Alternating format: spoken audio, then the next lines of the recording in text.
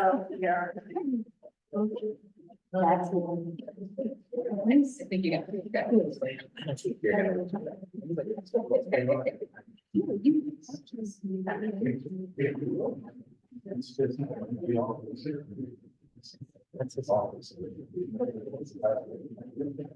Okay, good evening, everybody. Welcome to CEC 15, May 28th calendar meeting. I'm Antonia Martinelli, and I'd like to call this meeting to order at 6:39. We are coming to you from Sunset Park High School.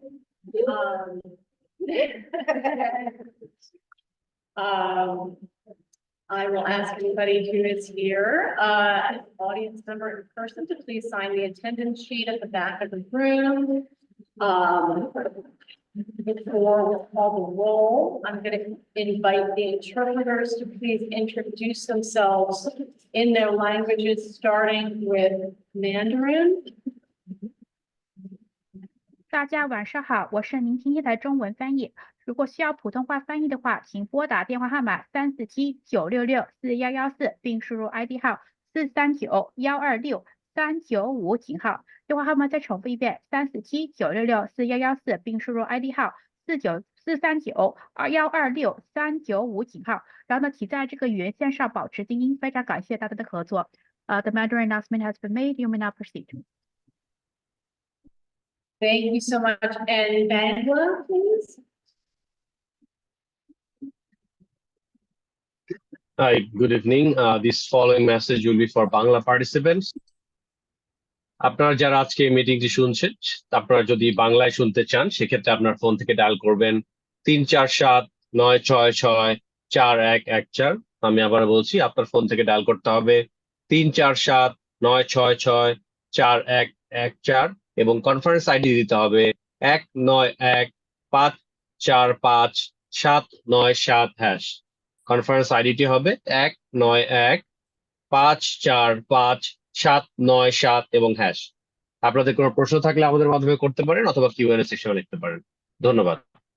Thanks. Bangla is done. Thank you so much. And Barrett, please.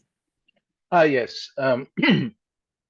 One technical detail, both I and the other Spanish interpreter, my colleague Benito Quesada, don't have the Spanish line on. Someone has to switch it on, since we'll announce it as the audio for our interpretation. In other words, we dialed the number and then the code that was given to us, and we're still hearing the music as you wait before you're allowed into the meeting. So we need access so that persons can hear us. Let's see right now. Maybe. Well, okay, now it's working. Okay, I'll make the announcement in Spanish. Señores y señoras, muy buenas noches, bienvenidos. Si desea escuchar el audio de esta reunión en español, favor de marcar el número 347-966-4114 y ingresar el PIN 796-716-623, signo oral. Repito,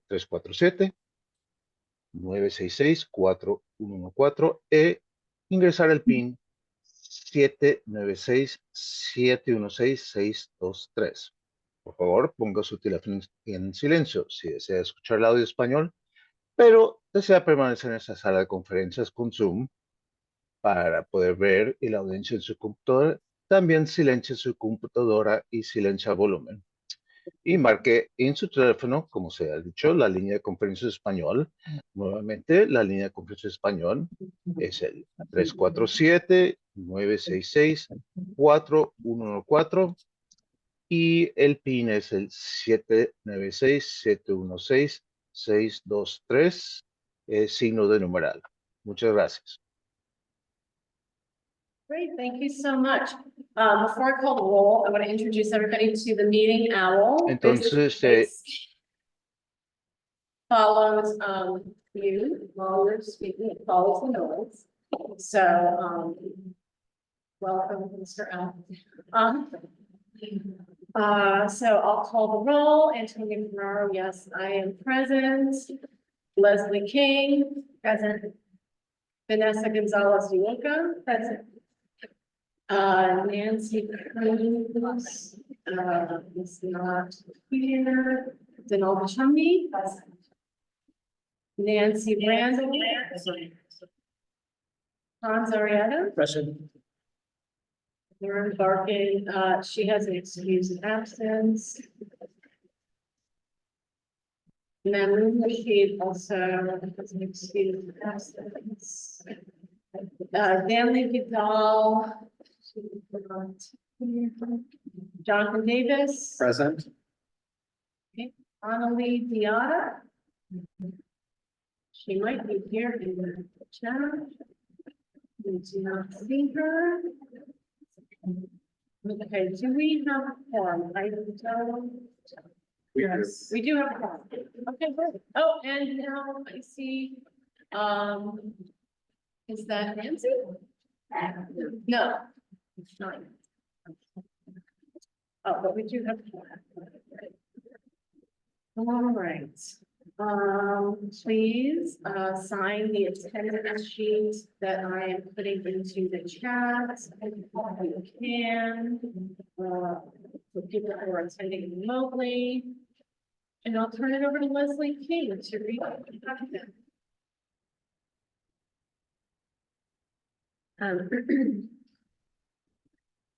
Thank you for coming to the District 15 Community Education Council tonight.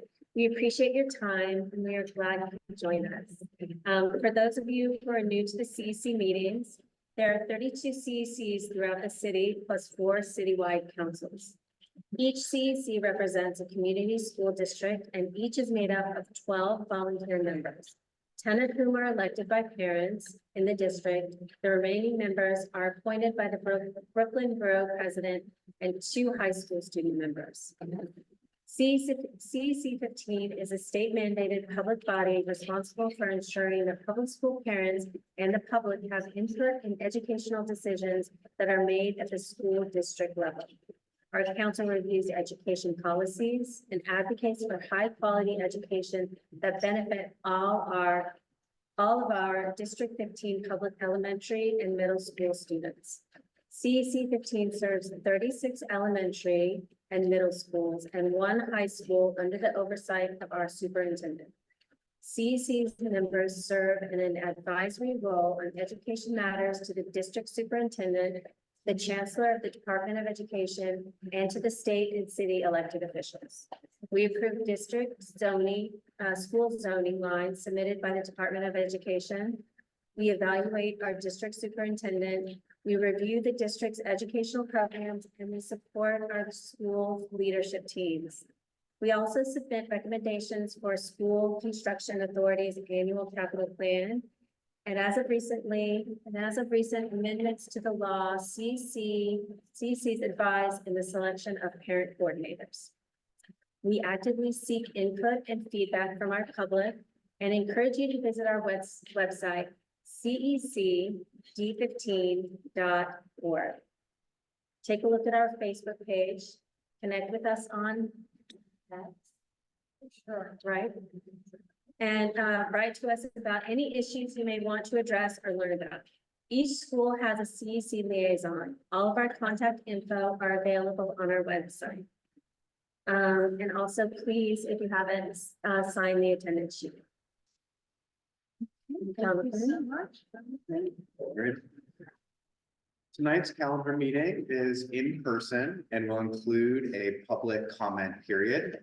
We will take both remote and in-person comments to gather additional feedback from our families and school community members. You may leave your camera on, or for your own privacy, if you prefer, you may use audio only during the comment period and throughout the meeting. Rules of engagement. When you comment, please comment on the topic. Respect the privacy of others, and please do not include names of children or staff. Guests who make inappropriate comments will be removed from the meeting. During the public comment period, those attending virtually may raise their hand to comment or indicate in the chat that they would like to speak. Those called upon will be unmuted. If you are attending in person, you must sign the guest attendance sheet and indicate whether you would like to comment. Speakers will be called on one at a time and will be allowed 1 minute each for comment. We will hear as many speakers as the time allows. It is possible that not every comment and/or question will be given time. So the best way to get your question answered is always to write to the CEC at cec15@schools.nyc.gov. CEC members will also be given a comment period.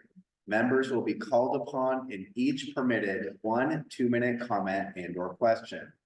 If members do not have a comment, they may cede their time to the chair. Thank you so much, Jonathan. All right, so do you feel like I need the microphone? No, I think you can all hear me pretty well. Okay, great. Good evening, everybody. Thank you and welcome to CEC 15's May calendar meeting. I hope you all enjoyed your Memorial Day weekend. And I just want to acknowledge that Memorial Day is not just about hot dogs and barbecues. It's about honoring those who gave their lives in the line of duty. And I wanted to tell you about something I recently learned about Memorial Day, that the first recorded Memorial Day event in the US was organized in 1865 by recently emancipated African Americans to honor fallen Union soldiers. They paraded to honor the soldiers on a racetrack in Charleston, South Carolina. But this piece of important history went unnoticed until a historian stumbled upon the record of the event in 1996. And it makes me think about all the unknown important history that we don't know because we were never taught it in high schools, or it was just simply buried from us. And so this is why it's so important to have access to books, especially banned books. So tonight we are here in lovely Sunset Park High School. CEC 15s don't often get to meet in high schools. And so I want to speak directly to high school students, and my message is read banned books. Read as many banned books as you can get your hands on. And so I want to offer 2 book recommendations tonight in honor of Jewish Heritage Month and Asian American and Pacific Islander Heritage Month. One that is banned and one that is not. I remember vividly reading Elie Wiesel's Night in high school. This book is considered banned. It is the author's personal experience of the Holocaust as a teenager. And it's, I think, a very important book for young people to read. I also want to recommend Grace Lee Boggs' Living for Change. This book is not considered banned, as far as I know, but Grace Lee Boggs was considered a dangerous woman in her day. She was a Chinese American activist who fought alongside her African American husband, and those marriages in many states were illegal at the time. And her and her husband fought together through some of the most pivotal moments of the last century. So with that, I want to invite Principal Negron to come and speak about his wonderful high school. And thank you so much for allowing us into your auditorium. We're grateful to be hosted by. I don't know if you want the microphone or if you want to sit down or.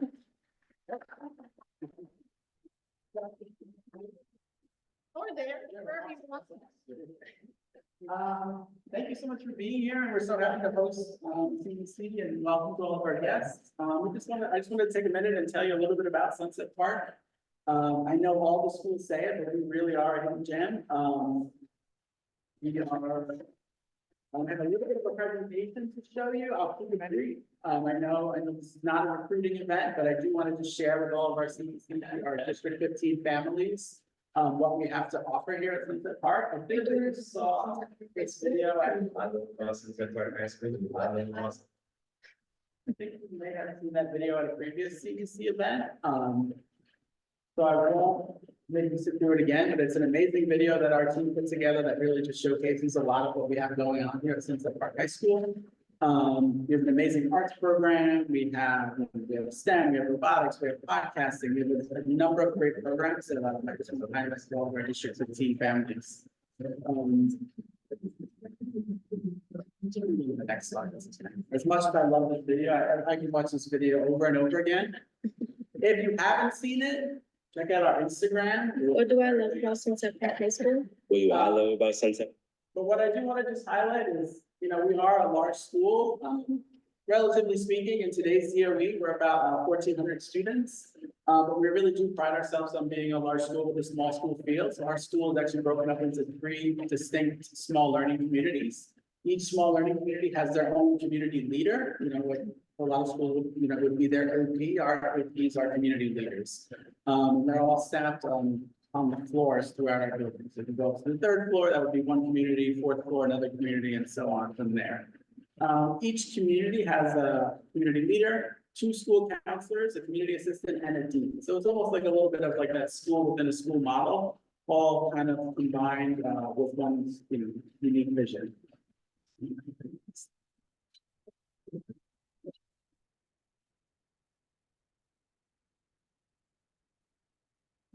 So I do just want to highlight the 3 new pathways that we have, because this is new for Sunset Park, and I think it really tremendous kind of opportunity for District 15 students.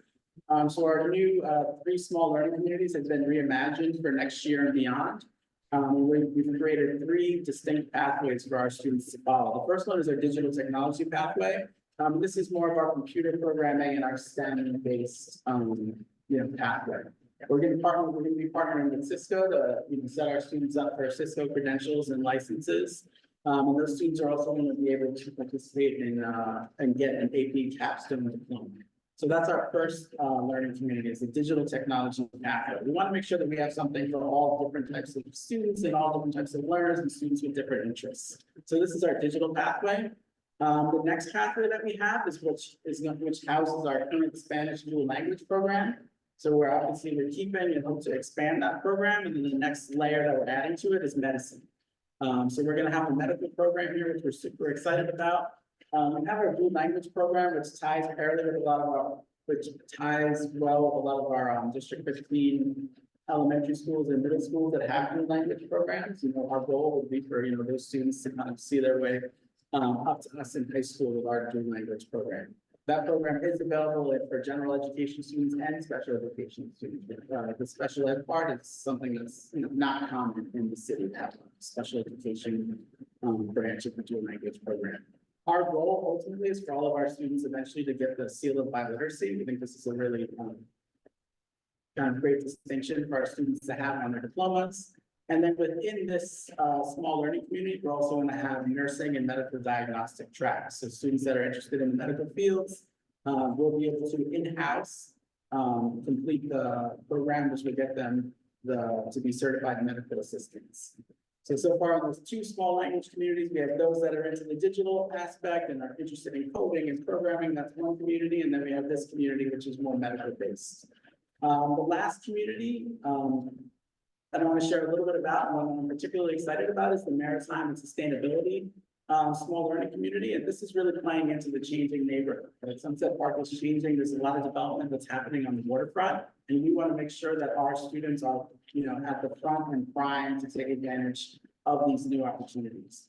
So my staff has been hitting the streets, and we've been in community board meetings and meeting with, Councilmember Avila's and anybody who's going to listen. We want to make sure that as the neighborhood changes, our students are there to kind of, be a part of those changes. We want to make sure that we don't get left behind. I don't want to interrupt, but the Spanish language thing, we can't hear you, and so either just speak louder or you can do that. Yeah, I can take it.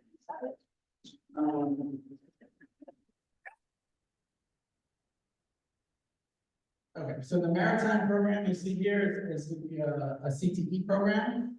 So we're really excited about that because, again, as part of these changes on the Sunset Park waterfront, a lot of these changes are going to, obviously involve, maritime and transportation, right? So we're going to build out the CEC program to support students who are interested in vessel operations, to support students who are interested in, working on ships as deckhands, those types of things. We're really, really excited about this. We're also excited about the new offshore wind facility that they just broke ground on a couple of weeks ago. So we're, again, we want to make sure that our students are primed for this opportunity, and our students are, working in that facility, have the skills, and we're preparing students for all of those types of things. I could go on, that's not the point of today's meeting, but I will also just highlight a lot of existing university partnerships that we're really excited about, and we have great relationships with St. Francis College, University of Albany, where our students can graduate with up to 12 college credits. We're also continuing our AP for All classes and those opportunities. And then we just have a plethora of different electives for our students. So again, that's a little bit about Sunset Park High School. Like I said, because we are such a large school, we are able to offer a lot, but we really do kind of have that small school vibe. We have advisory 9 through 12, and our advisories each have 2 adults, 1 teacher, and 1 representative from our community partnership, the Center for Family Life. So that's another thing that we feel is a great support for our students. So I encourage you all to just check out our website, check out Instagram, watch our amazing video, get a little bit of a feel for who we are. But we're excited. We're excited for the future of Sunset Park High School. We're excited for like I said, the new learning opportunities, and we're excited to be a part of this changing community while maintaining who we are and the school we were founded to be 14 years ago. So thank you for being here, and thank you for letting me say a few words. And welcome to Sunset.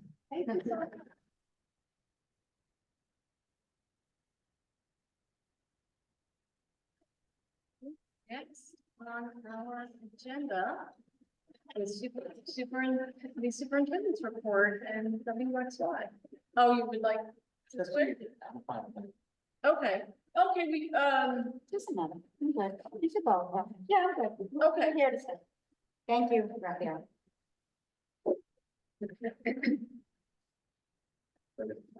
Yeah.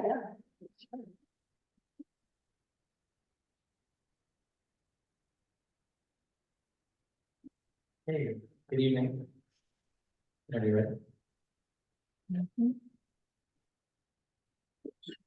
Just in the month of May, celebrating and honoring in May, Principals Appreciation Day. We also had Teacher Appreciation, Jewish American Heritage Month, Asian Pacific American Heritage Month, Mother's Day for those of you who celebrate that. Me as a former veteran, Memorial Day to those who have lost as their volunteer and abroad for last year. And Mental Health Awareness Month, and that was in the month of May. And coming up in the next slide, Juneteenth, Flag Day, Happy Father's Day, Pride Month, and Eid.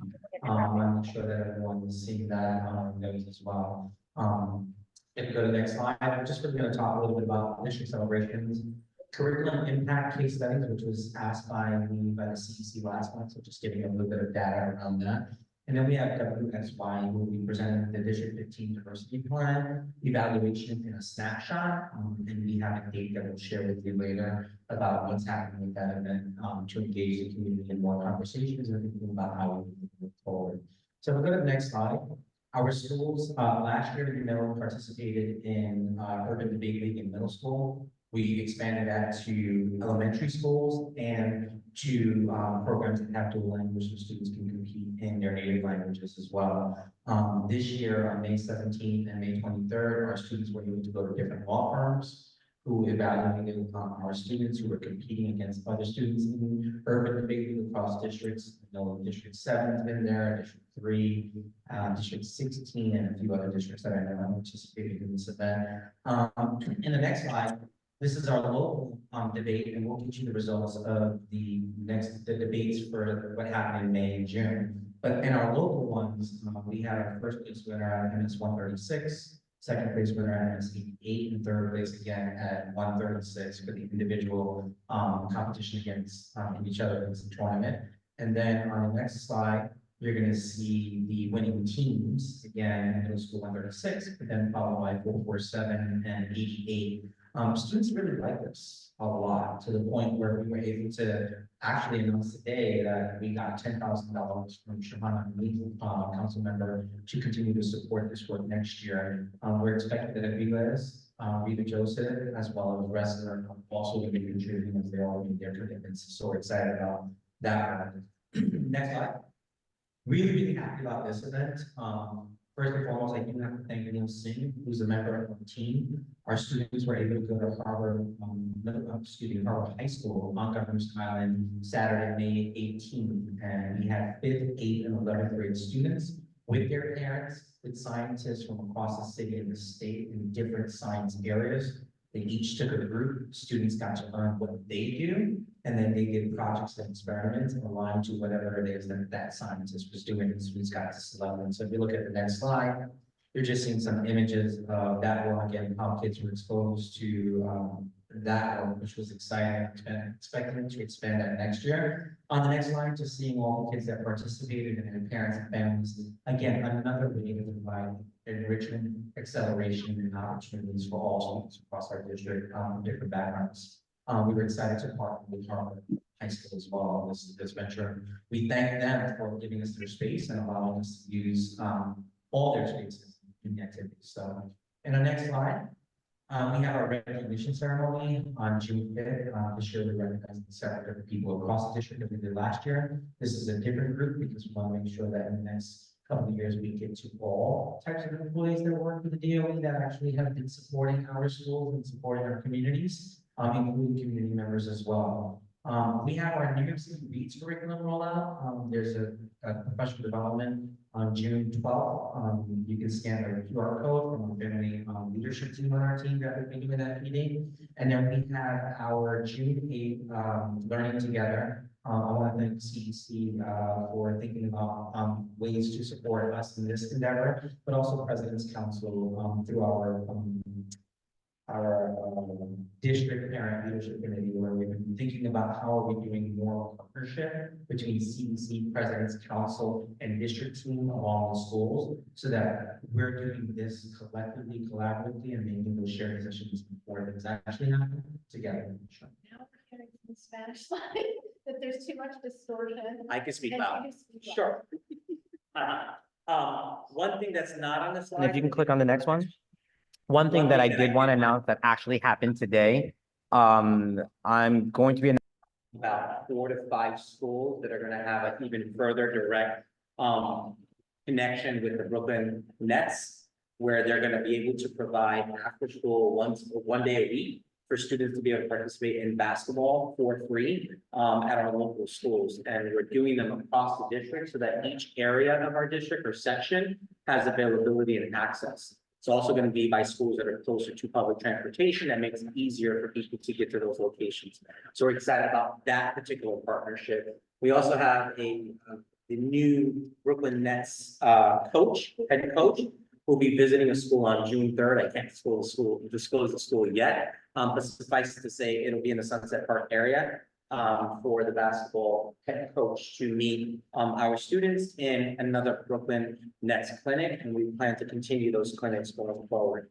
Now to the next slide, I really wanted to talk about curriculum impact and case studies, and thinking about the wit and wisdom and HMH curriculum that's coming to District 15 as a phase 2. And so just so that you get a gist of what this curriculum provides and the evidence of impact using the resources and formative assessments. So rich core text, integrated approach to teaching skills, content framework, crafted questions, systematic assessments, and progress and growth in student understanding, strong elaboration. I'm not going to read them all, but this is just a gist of what, for you to understand what this particular curriculum provides or will be able to provide to our students and has been in this particular year. This information is aligned to the schools that are currently using it or have been using it for the past 2 to 3 years. CEC, I believe last month asked me to give us a little bit of data around what impact has this curriculum made. And so we have some information to share with you today. So we go to the next slide. I'm not going to read all these. This is what the HMH gives. But as you click on that, you'll see different aspects of that right there in terms of the supports that it provides.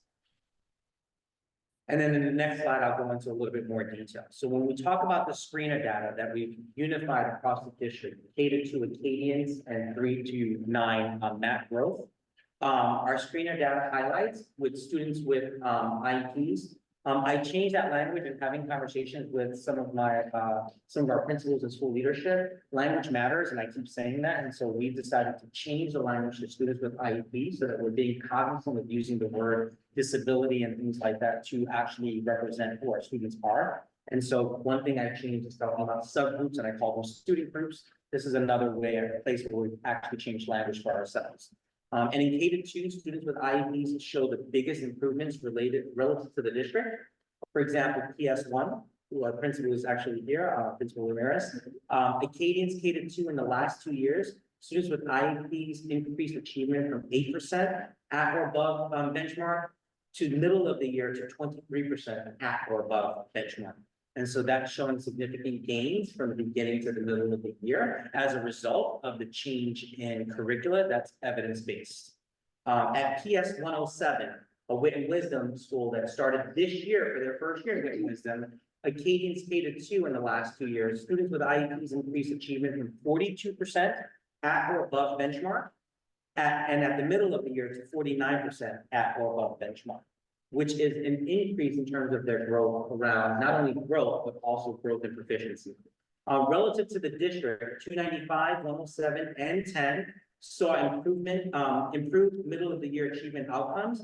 These happen to be 3 schools that are within the same area that are not only sharing resources in terms of training around Wit and Wisdom, but also have already started implementing and adopting the core curricula already prior to us actually implementing as a phase 2 district. And the next slide, just a little bit of information about the MLLs. This goes back to what was asked about what are the schools that have already been implementing this curriculum prior to it actually rolling out.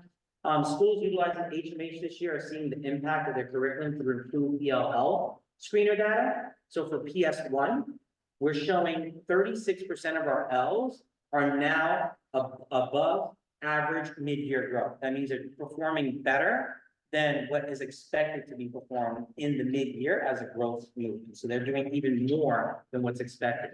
At PS94, 52% of those Ls. And at PS516, 40% of those Ls. And these are 3 schools that have been using HMH as a result of their curriculum prior to us fully implementing in September. Targeted small group instruction during HMH's reading block enables teachers to focus on targeted mini lessons, increase talk time to Ls through reader skater and English language tabletop mini lessons, and align classroom teachers and service providers with norm language and student goals, which is allowing for the students to progress more. But more than that, a lot of this is also aligned with the work that we're doing in our evaluations of our school leadership and how we're holding school leadership responsible for their evaluation of their teachers. And so if we're talking about moving marginalized groups of students, then we have to evaluate, are they supporting those students with those movements in those particular areas? So school leaders come on a monthly, we call schools in monthly to have conversations about what work they're doing around those targeted groups. In this particular case, this is L students, which some of these schools have the largest number of Ls in our district as a school in terms of numbers. 94 certainly has one of the largest, 169 is another, but they haven't started the curriculum yet. They're just engaging in the pilot. These schools are schools that have already done it, which is what was asked, right? In our next slide, I just also want to bring attention to this. While we're seeing gains, please understand that there's always something called an implementation dip, which means whenever you start something and you try something new, there is going to be room for decreases because as people are learning and developing, it takes time. So things won't come as quickly. For example, a unit that might, a lesson that's supposed to take 45 minutes on a first, second, fourth, fifth, 10th try might take an hour and 15 minutes. It's going to take time for that teacher to understand how to teach that in a way that doesn't require all that extra time. And it's called an implementation dip, but we're trying to respond to it. So if we can click, we're really trying to be proactive in terms of our response to this. Next one, we're creating awareness around this. We're being transparent about the dip and creating space to discuss and deal with it with school leadership, with teachers, and with assistant principals. We're pausing to reflect. When the dip actually hits, we're going to try to identify where those wins are and then acknowledge the refinements that are needed and taking our time. So this is not, I gotcha, of more, how do I help you? How do we do this better? And it's going to look slightly different at each school because the curve is going to be different based on the teachers and the need. And then the support, share plans for active engagement to support the DIP as an opportunity to learn. In next month's CEC, I plan to express and explain to you all the professional learning series and how we're revamping how we provide support to our schools, to our parents as a district around this reading initiative. We haven't done it yet because we have one more meeting with 2 constituency groups, our advisories, that are going to kind of help guide us to what that's going to look like before we put out the calendar to everyone in the community. But there will certainly be opportunities for parents to also participate in professional development around how to support their kids with what they may not understand or know or what's going on. And at the very least, understand the materials that are being used and how those materials can be utilized at home. With that being said, I'm going to pass it over really quickly to WXY, who's going to do a very brief presentation and a snapshot of the evaluation of the District 15 diversity plan. And then we'll give you the date of when we plan to host a bigger meeting where we're going to be able to go into more details and share the full report. I will note that Nicole Lancelot, our Deputy Superintendent, placed in the chat the translations to everything from today. And we are in the process of translating the entire report in all the languages, and we won't release the report until all the languages are completed so that we can release English with all the other languages together so that parents have access to the report at the exact same time instead of having to wait 2 or 3 days to get the languages. We're already in the process of doing that. So I just want to give that context. No? Yeah, she's got this slide. Yes. You can. Sorry.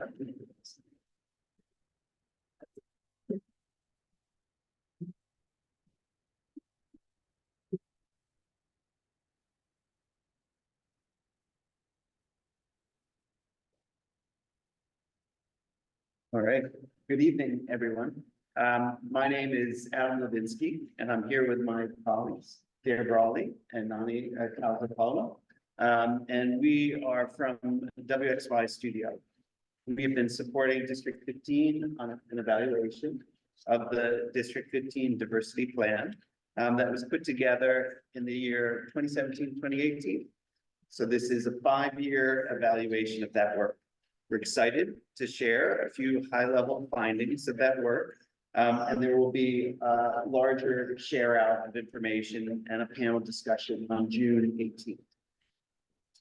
So for tonight, we'll give a quick overview of what we'll cover, which is really based on the evaluation process, a few key findings, and then next steps. So just to review where we've been, some folks here may be familiar, I recognize people who were part of this process back in 2017, but other people may not be familiar with the plan. So I want to take you through very briefly a timeline of how we got here today. For starters, that work in 2017, 2018 was a year-long engagement process guided by a working group made up of parents, principals, district members, community-based organizations, and students as well. And in 2018, the DOE approved the 64 recommendations that were put forward by the community and the working group. Then, fall of 2019, the first 6th grade students entered District 15 middle schools based on those recommendations. Later that school year, in March 2020, as we all know, schools closed and shifted to remote learning due to COVID-19. So there was 1 year of implementation under the new recommendations before COVID, and then the following year was impacted by COVID. Starting in 2022, we began our work with District 15 to facilitate the evaluation of the District 15 plan. So again, 5 years later. There are a few things worth being aware of in terms of thinking about how this plan was put into place. For starters, there was a lot of advocacy before the plan was even developed. And then once we undertook the plan engagement work, there was a significant amount of engagement with the central DOE providing support. That plan had several recommendations, but some of the key aspects in terms of admissions to District 15 middle schools included the removal of screens for middle school applications, a priority lottery, which was targeted around students in temporary housing, low-income students. That number was set at 50%, 52% of the students, which was the district-wide average for those priority students. The plan also addressed what was happening inside the schools. So it was both an integration plan, which looked at access to schools, and then also an inclusion plan, which focused on practices within the schools as well. And so the plan itself was organized around 6 key objectives. And if we, on this slide, next slide, thank you. And those 6 key objectives have also shaped the evaluation report. Those objectives are school integration, the additional impacts associated with those changes, academic outcomes, inclusive practices within the school, how the plan was implemented, and then also it includes a progress update on all of the recommendations that were published. So with that, I'll turn it over to my colleagues. Super. So in terms of the process of this evaluation, understanding what has gone on in District 15 in the 5 years since the plan was implemented, we use both quantitative and qualitative methods to understand the full picture of what's going on in the district. Quantitative data provided a kind of baseline or first level of information about things related to enrollment and socioeconomic position, charter school enrollment, middle school admissions choices and acceptance rates to schools, distance travel, academic outcomes, suspensions and teacher turnover.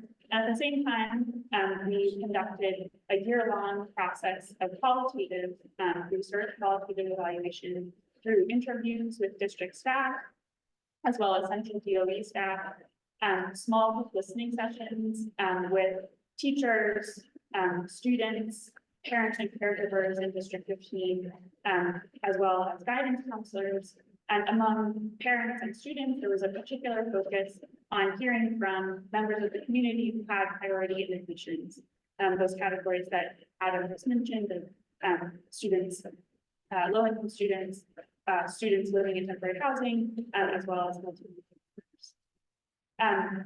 together. And one last thing on qualitative research, there was also a community survey that was open to anyone in the district to provide input and feedback on their experience. So we'll just give a quick snapshot, as Rafael, as Principal Alvarez, Superintendent Alvarez mentioned, a selection of key findings from the report. So on school integration, in the year before the District 15 plan, school year 2018-2019, District 15 middle schools ranked as the second most socioeconomically segregated among all school districts in New York City. By school year 22-23, the latest year of available data, District 15 middle schools ranked 19th out of 32nd. So a really huge impact on the level of integration in middle schools in the district. In contrast, District 15 elementary schools remain the most socioeconomically segregated among elementary schools in districts in New York City. This reflects the residential segregation in the district and really speaks to the effectiveness of the District 15 plan at counteracting the segregation of the school. The next slide. In terms of additional impacts, after an initial decline, the proportion of students receiving one of their top 3 choices for middle school is slightly higher now than it was before the District 15 plan. Additional things that we looked at related to additional impacts were around transportation, distance travel to school, overall enrollment in the district, acceptance rates, by different choice levels, school utilization, as well as student stress in the middle school application process, which we've heard from a number of different folks in the qualitative engagement commission had really declined. Students were much less stressed through that application process. On the next slide, we speak also in the report about academic outcomes. Here, we can look at the proportion of students taking Regents math exams. Before the District 15 diversity plan was implemented, 14% of students with priority in admissions took Regents math exams. In the most recent year of available data, school year 22-23, 25% of students with priority in admissions took Regents math exams, indicating that students meeting those categories had greater exposure to this advanced math curriculum. On the next slide, also related to academic outcomes, we constructed a comparison group to look at the impact of attending District 15 schools on students' scores for standardized tests. Students in District 15 for both math and English language arts exams had higher scores on those state tests than their peers citywide, 7% higher in math and 5% higher for English language arts. And then on the next slide, we'll turn over to inclusive practices, and I'll pass to Great, thank you. So as my colleagues mentioned, a really important piece of this evaluation included speaking with the District 15 community about the impacts on the plan that they've seen over the last 5 years. That included a number of sessions. There was the survey that was available, so any folks could be involved in the process. And it included small group listening sessions that were between an hour to an hour and a half.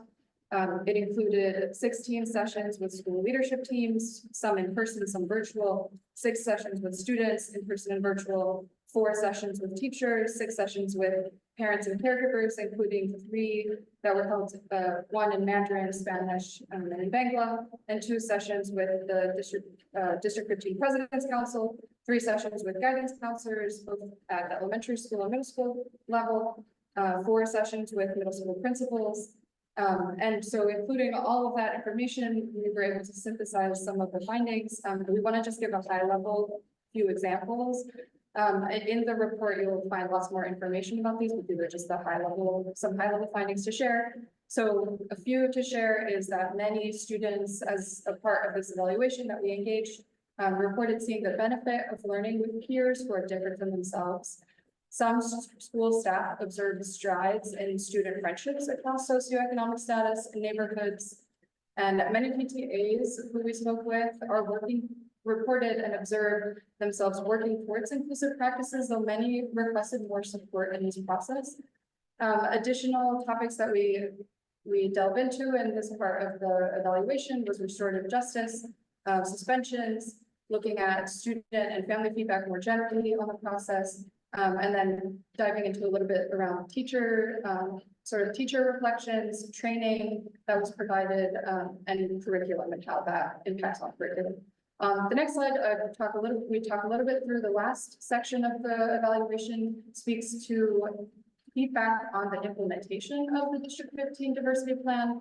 So a few to highlight here, many school leaders raised concerns around the potential loss of federal Title I funding, specifically in the District 15 context, where funding is available for schools where the proportion of low-income students is 60% or higher. The district-wide proportion of low-income students is slightly below 60%.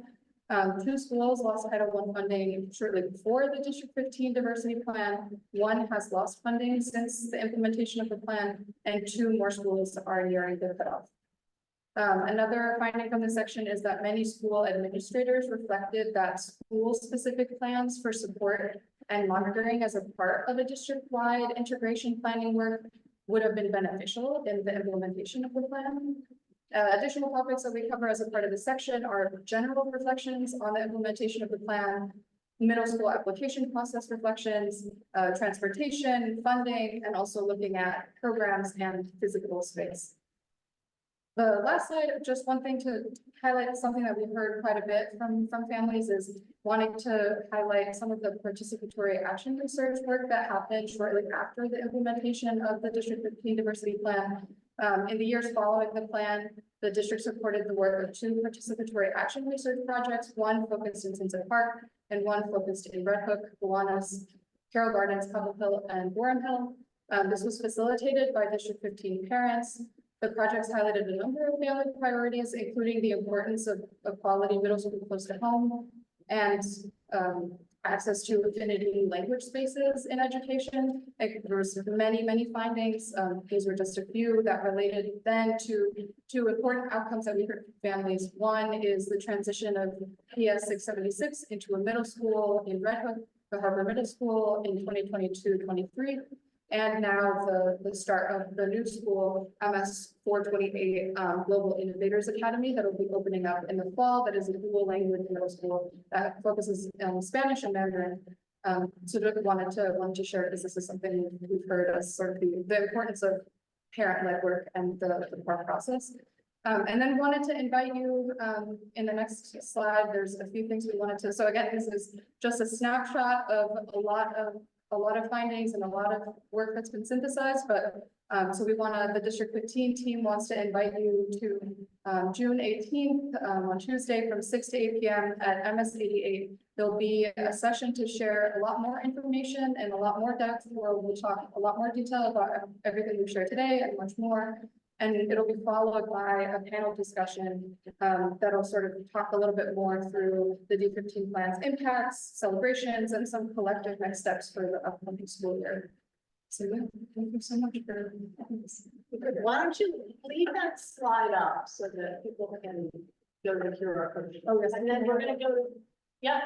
Just sorry, yeah, this reminded me, so if you scan the QR code, it'll show you both links to RSVP to the event, and also it'll link you to the 2018 plan. So in case you want to refresh your memory, or if you're not familiar with the plan, they'll include, there's 2 links on there that also run through the 2018 plan if you want to review that. Can you mention the July 14th date also, the release of? Oh, yeah, it's June 14th, yes. June 14th is the date that we're aiming to share out the report. Again, like Superintendent Alvarez said, is that it's in translations right now. So we've heard from the folks who are translating that we're hoping to aim to share that out on the 14th. So folks will have some time to start to look through it before the event. And our hope for the event is to really be able to guide you through all the different pieces of it. It's a long report. There's a lot in there. So our hope is to really have that be sort of the launch and be able to share the different sections and yeah, help to sort of guide you through it, answer any questions. Great, so we're gonna go to public comment for both the superintendent and WXY. And are you good on your end? I think so. Okay. Yeah, so we'll move to public comment now. Is there anybody joining us on Zoom who has a comment or question for either WXY or the superintendent?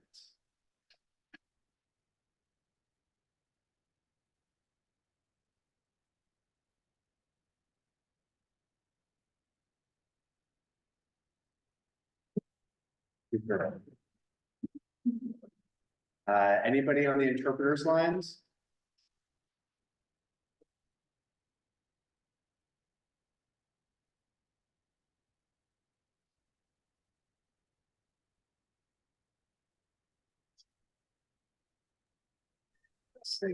There, No response on the Spanish line.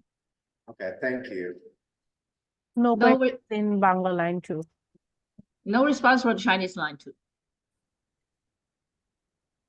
Okay, thank you. There are multiple people just with their praise and thanks in the chat, so thank you all for that.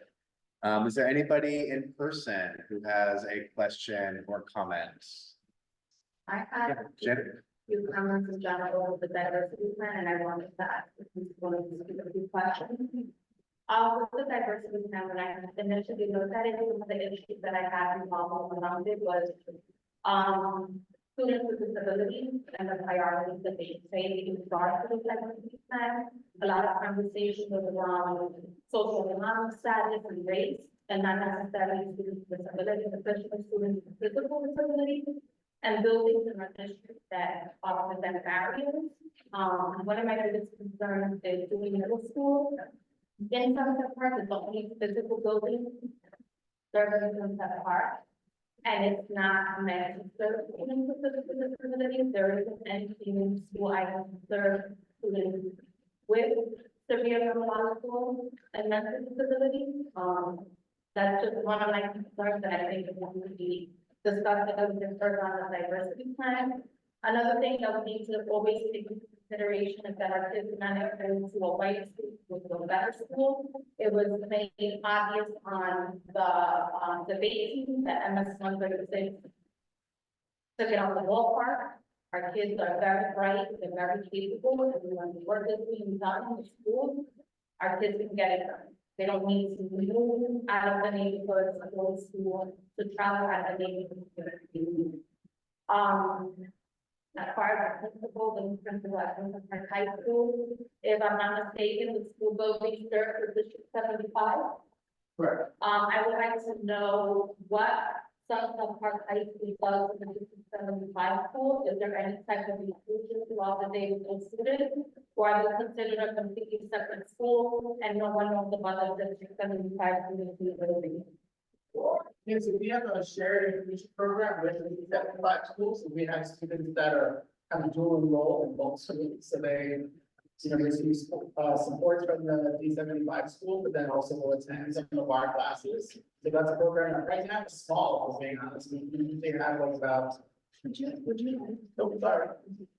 We have right now about like 15 students, as part of that inclusion program. But it is a program that anybody can apply to right from my schools through the regular, the regular channels that you would apply to any high school. We would definitely like to up our numbers in that because. And I'm being made aware. So that's one of the biggest issues. Families are not aware, and the school districts are enrolled in the District 75, and they're not aware of them being able to advocate for this. They're going to be part of the inclusion model. And I think that's where we failed as a society, that we tend to put these students in the bottom and forget about them. So I am a parent of a child with a disability, and it is extremely important for me, for my child, to be front and center, and for everybody to recognize him, to recognize his needs, to know that he's a community and he's part of the society. So as a new activity to this building, I think that it's crucial to do the legal work and to make sure that you're working with that person to make sure that the students are legal in our community, are part of the program, and are being protected gradually the patient. Because when the children are being diagnosed with autism, we need to have an avoidable adult. So you have these three subsets of programs, and the community that you're serving is the local community. A lot of our children graduate high school, and they can't afford to go to college, or they can't go to college, they can't afford to do that. So it is essential for these kids to finish the program and to finish with some sort of work training so they can be employed. So we can do the work to make sure you partner with NYU, my mom, Methodist, which is now in the rest of the to make sure that these kids are. I grew up in the park, and these kids, they're my so it's really important to me for these students in the park to do the work. So when we talk about diversity, when we talk about inclusion, when we have those conversations, look at our children and make sure that they are the most important part of the conversation. And lastly, there's a lot of conversation with acronyms, and it is important that we tell people what these acronyms mean. Because yes, it sounds that we know what the acronyms mean, but our parents and teachers do not. And these conversations become very intimidating when they don't know what the acronyms mean. And finally, when having conversations, it is important to use microphones, because there's people that are hard of hearing, and they shouldn't have to tell someone that they are hard of hearing. A microphone amplifies and also just be able to hear what people. And that's. Yeah, and on that note, I did want to say it's actually a perfect segue. We're figuring out the owl. The people in the chat weren't able to hear you, Janet, that well, and so I'm wondering if we can take the microphone to people speaking. Can you repeat everything you said? Yeah, can you please word for word? No, but what you said is important. Janet, so- Yeah. already dropped the mic on that one, right? Yeah. So. Raphael, do you mind? Yeah, I'll just summarizing? summarize it. To Janet's point. Sorry. Janet is one of our parents in our district, making sure that one, when we're doing presentations, that the acronyms are actually shared. Because it becomes very intimidating when parents don't understand the acronyms and feel they're being spoken at instead of being spoken with. Is that accurate, Janet?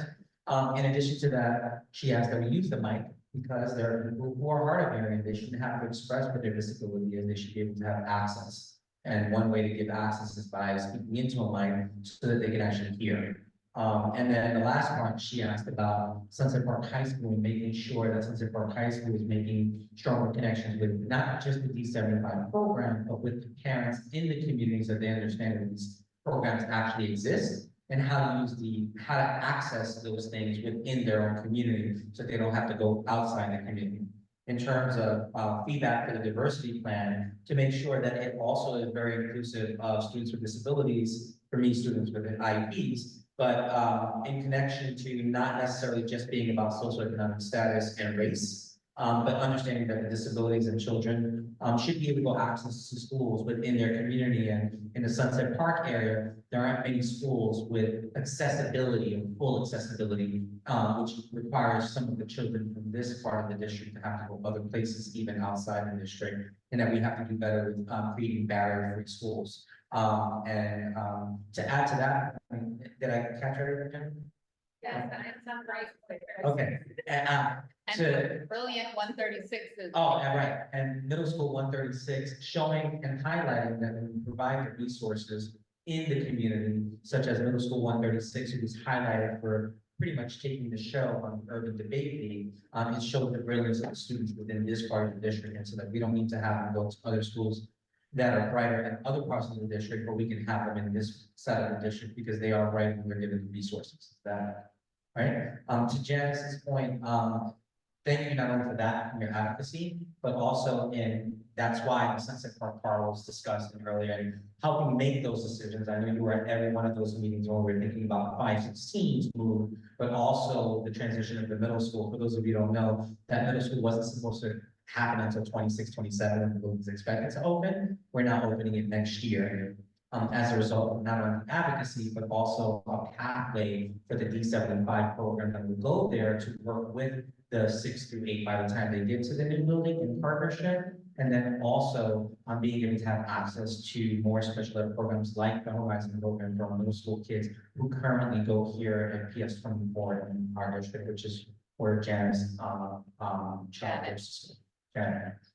I can't keep saying Janet. I think this is Janet's number. But with that being said, I have the mics whenever you're ready. Any other questions or comments from people? Yeah, go ahead. One more thing, which the matters for the program. Wait, give it the mic, give it the, oh, it's not. Yeah, that's what I'm saying.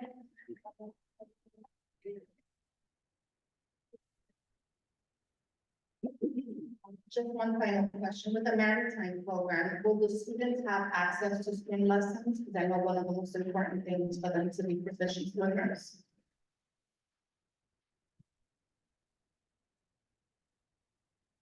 Yeah, so swimming is a key part of what we expect that program to be. I mean, I want to just be fully transparent. This is a new program that we're building out.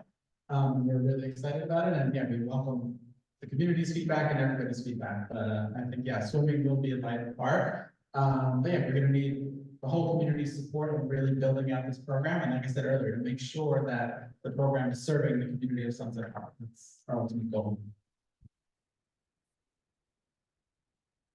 Any other questions or comments from people joining us in person?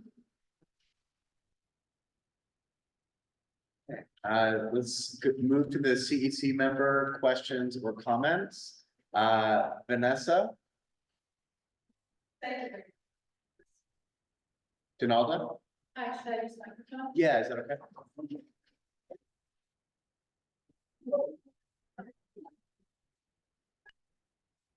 All right, my question for the superintendent, we got an email from the parent leaders that PS 124 today, that talked about, if I'm at math, also might be clumsy. 60-year-old students from Shirley Chisholm Rosa Parks, the WIN Center on Third Avenue, and another 44 students from a different place, 104 students out of there. Roughly what, 200 students or something like that? Are gonna, so 100 together, 200 some are gonna be displaced because of these, our mayor's policy on having children go to lots of places to obtain their education here in New York City. And so I was wondering, these parents were ready to ask if we could please help and collaborate with city agencies, specifically having the Office of Community Schools advocate on behalf of migrant families who will receive transfer notices. But I was wondering, where are we as a district with all of this? And what can we do as a CEC and community to ask our DOE offices to please step forward and play a more active, collaborative, transparent role in helping us understand why these communities are formed hard in this manner. And as an agency, even though we are under mayoral control, how can we, speak common sense to power, not just truth? Thanks. Yeah, so I won't get into the mayor's policies around what he's doing with the Department of Health Services, because I work for the Department of Education. But for me, what we have been doing so far with this particular community is, for example, La Quinta is supposed to be closing. We're supposed to be closing imminently, which meant we would have had families displaced before the end of the school year. As a result of our advocacy directly from our superintendent's office, we work with the regional director, Wayne Harris, as well as Flavia, who's in charge of the DOE aspect of students in temporary housing. And we work very closely to have DHS not actually have it closed until at the very least the end of the school year. We still don't know what those plans are. DHS controls that agency, and that's perhaps questions for some forums that they have that are public forums. And I can probably get that information, find out where their public forums are and how they actually have, so that families can actually go and advocate in that aspect. So that's something I can actually do, but I'm just take a note of that. We also met with the PS 124, which they asked me at the November meeting that we had at the WIN location. We had a meeting with WIN, DHS, myself, the regional manager, the district manager that's in charge of students in temporary housing, as well as some other officials to discuss what were some of the plans and what was going on. At that time, families shared some of the concerns that they had with how they were being treated and some other things. And DHS has been handling those responses to that. We can certainly continue to advocate when things like this are brought up. I did get that email. We did send it to Wayne Harris, who's now the regional manager. He's working on figuring a response to find ways of how to support. I will tell you that we have been doing the best we can with the support from our aspect to ensure that the children are not fully interrupted. I know that there was a concern about Metro Cards, for example. We made sure those Metro Cards were available that day if they were necessary. And Antonia, their president, reached out to us and we were able to get that information. Whenever I'm aware of something, I'm doing everything I can to advocate on behalf of the DOE in response to the children's educational needs, and we're even going beyond those needs, right? Supporting them. So right now, those are the things, but I can certainly get the information in terms of what those forms are, but for families to know that advocacy has to be to speak to the DHS community, because they are in control of what happens with the actual agency and its facilities. We don't have any access to that. But we, because it's very covered strictly because of FERPA rules and the rules that are aligned to the privacy of the families that attend and so on and so forth. But we have certainly been doing what we can, and we continue to do that. And I think another step, hopefully we can just write this down to gather information about any possible public forums that they would hold for these families as a result of this going on, and seeing what we can do to get DHS at the very least to have conversations with this. I would also advise, and I see one here, Melissa Villa, City Council member for this particular school in Sunset Park and Dyker Heights and a few other locations that she covers, to also speak with our local elected officials who can also advocate from City Hall's perspective on supporting advocacy around supporting students in temporary housing. And that might be another avenue. I think Ms. Aviles would like to speak. Is that okay? Yeah.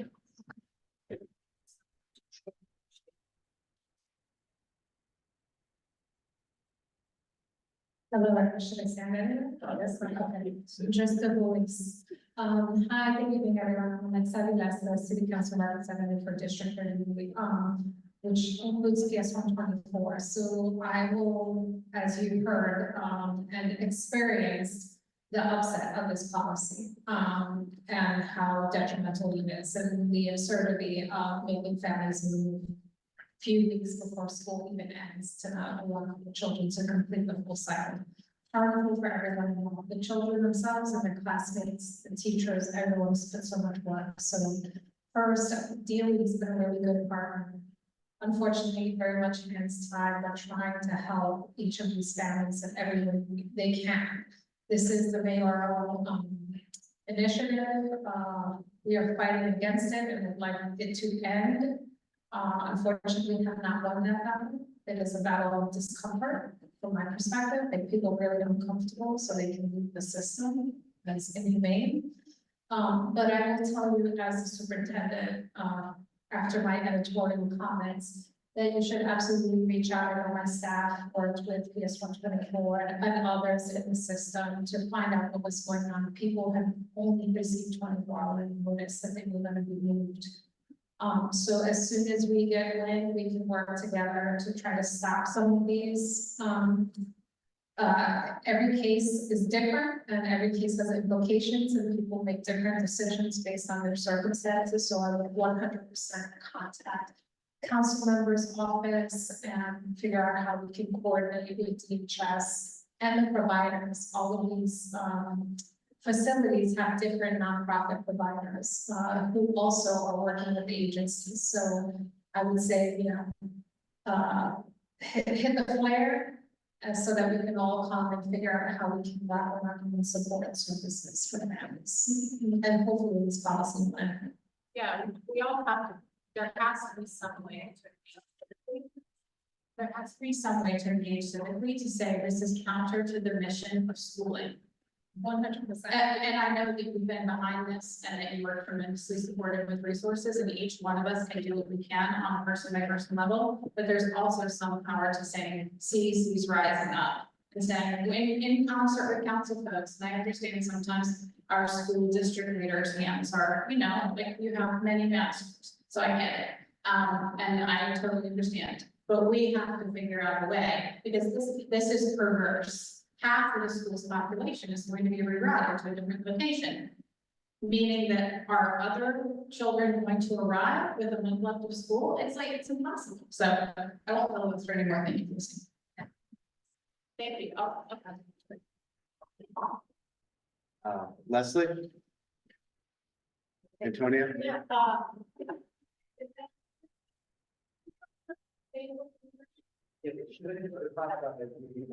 Notify the HS location to express, that should have already been done. Okay, so I have a question that came from a parent in the community that I'm totally different topic. Families are hearing that beginning this fall, all District 15 middle schools will be required to use standard curricula across 4 core subject areas. Great minds and wisdom, illustrative math, amplify education, and passport to social studies. We understand that the DOE is not requiring any curriculum mandates for middle schools. Why is D15 taking this step, and will any of our middle schools be exempt from these curriculum mandates? Completely inaccurate, information that was shared. That was not the message that went to schools. None of the middle schools are required to have any particular requirement in terms of curriculum. What the middle schools have done is they've been working together all year long around implementing illustrative math in the middle school.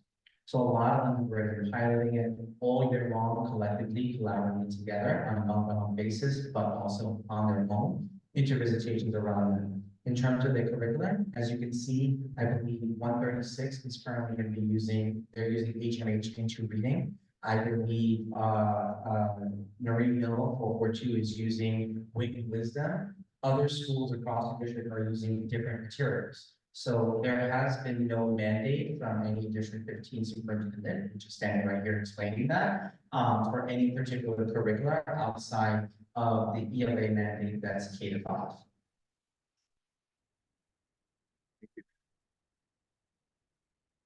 Hans?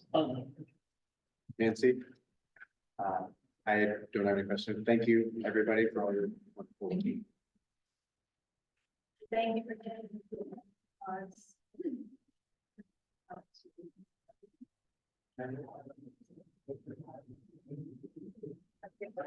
Thank you for everyone. Thanks, guys. Thank you so much.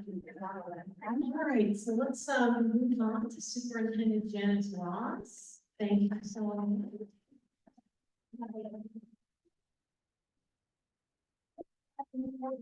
Everyone, thank you for having me. My name is Janice Ross, Superintendent of Brooklyn North Schools.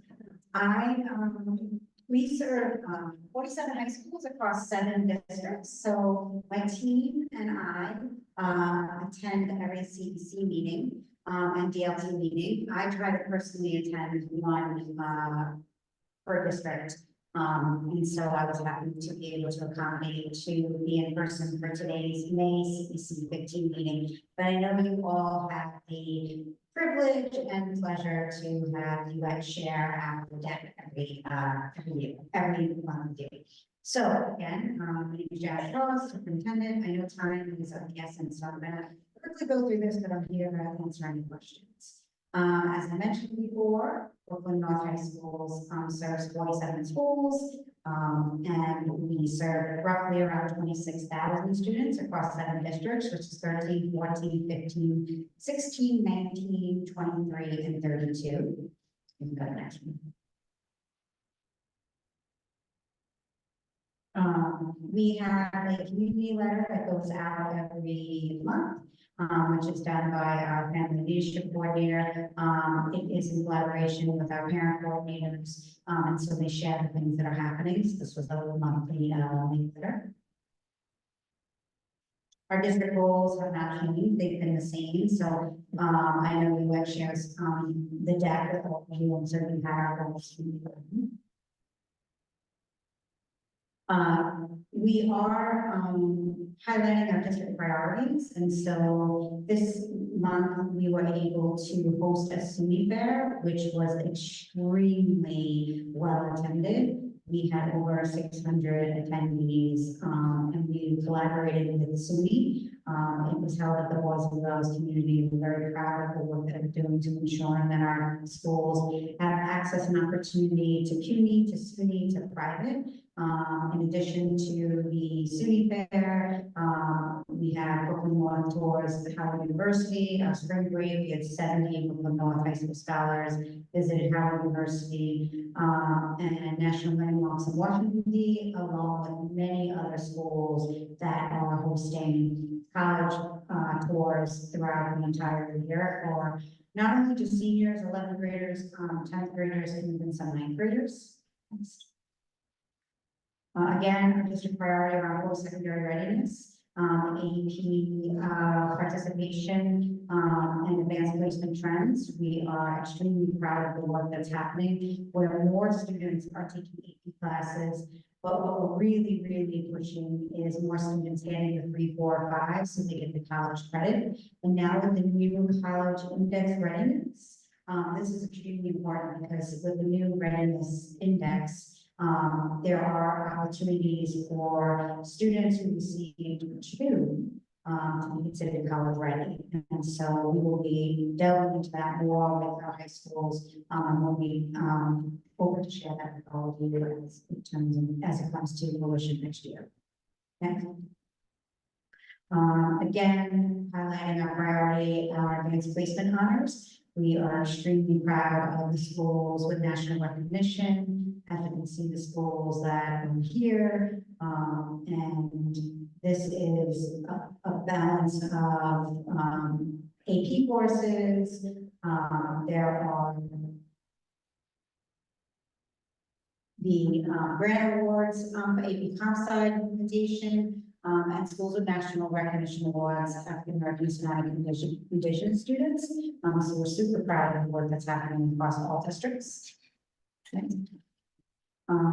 This is our partnerships. We continue to grow with, National Equity Lab, which is a partner that, partners with elite universities to bring accredited courses to our students at their home schools. So these are some of the programs. And then, of course, our partnership with CUNY. Not only do we have a CUNY fair, but we have been working with CUNY to provide free buses dedicated to Brooklyn North High Schools, and that they have been taking them on personal tours of college campuses. And our college now program continues to be robust, and exposes students to the first semester in college with up to 15 college credits in college town. Here's our school data for Brooklyn High School District 15. So this is by students with disabilities, our Ls, and then by our housing insecurity, attendance and graduation. Everything that we do in Brooklyn North is built around student groups and ensuring that all our students are seen, heard, and affirmed. So I appreciate it. Did that parent do? Okay, so we really wanted to talk a little bit about that. That is one of the things that we are extremely dedicated, looking at, making sure that not, our data is by all students, it's by all student groups and how we're progressing and how we're moving. So this is our Brooklyn North High Schools. This is District 15's data. There is a current population, a current enrollment of 3,848 students among 7 of our schools. These are our 2023 performance level by grades. Again, this is our L population. So we're looking at 2023 performance levels. And you'll see the entering, emerging, transitioning, expanding, and moving. And this is all through 6 to 12. This is our year-to-date L attendance rate across all of our, again, we are sharing all data by student groups. So we are proud to say that across our 7 high schools, we are at year-to-date attendance 87.2, which is slightly under the city average of 88%. All district 15 students, we have a 22-23 graduation rate of 88%. And again, we're sharing some of our data for our Ls. And I believe we have a slide for student Ps as well. These are the English Regents passing rates for our L students. This is by school, so these are all students and then L students.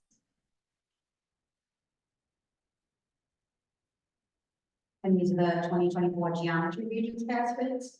So one of the things that we've been focusing on previously around college and career readiness was students graduating college and career ready, and it was measured by the ELA and math regents, scoring 80 or better. And so right now, with that changing, the metrics and index will now explore multiple assessments to ensure that students are college ready.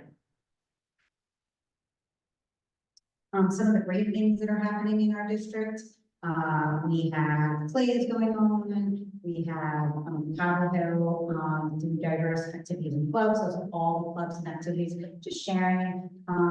Separate Art Studio Academy was film about immigrant experience was featured at the New York City Public School Film Festival and was honored by the Mayor's Office of Media. So super excited about that. And then digital arts community, the work that they do every year, they have a wellness day. And it's a dedicated day around supporting social and emotional learning. These are all the schools in D15. So this is just a little sprinkle of the wonderful things that are going on in your district. Again, we are sharing John Jay School of Law. They have a senior trip. The students went to visit New York Law School. And this is all just photos of the students and how how John Jay School of Law is really trying to bring back that law program and how they're working with New York Law School. Students in Stafford Park Slope Collegiate are proud to be engaged in school through rigorous academic, athletics, and arts. Again, we just wanted to show you a couple of things that are happening, in the district. So we shared this PowerPoint and you'll have the deck. And then again, this is how we stay in touch with all of you. This is our district archive for all of the Brooklyn North District digests, our social media, that's our Twitter, and that's to view our district website.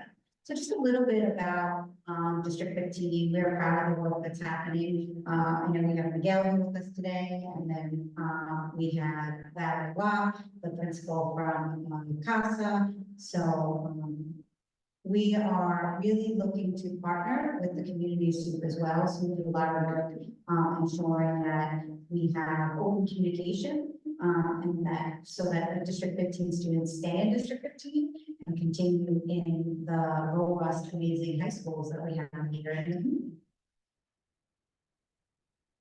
Thank you. I know I did it fast, but really was watching my time. Thank you. So we'll now move to comments and or questions. Is there anybody joining us by Zoom who has a comment or question for Superintendent Ross?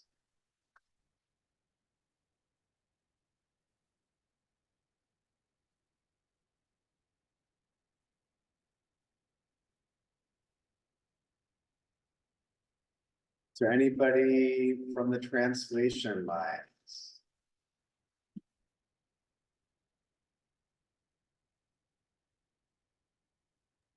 No question in Bangla line.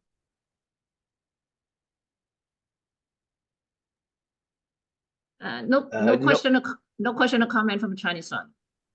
No question, comment on the Spanish. Thank you. Are there any questions or comments from people in person? Hello, Superintendent Ross. We talked on the phone. I just wanted to tell you.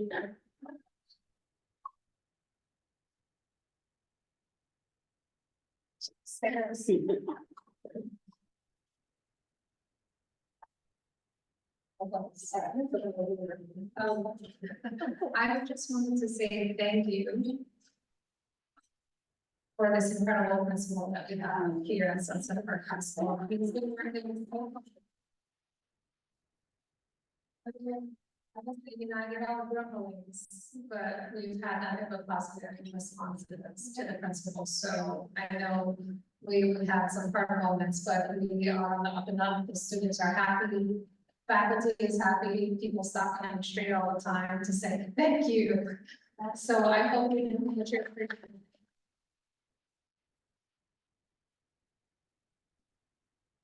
finding the right leader here, and I know that we all went through some changes and things, and so that is really, really powerful, and I truly appreciate you coming out and acknowledging that, because Miguel is working really hard, and I think I was just talking to one of the members today about Miguel and how he's coachable, and he practices humility, and he's just open and really willing to make this Sunset Park an amazing experience. So, we're very happy. thank you very much.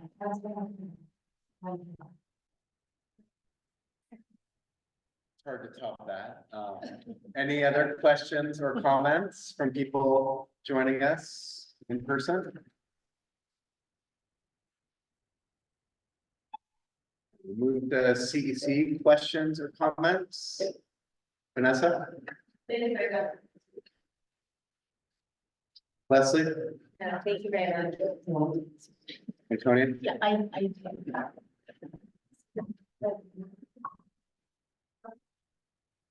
so I would just give you,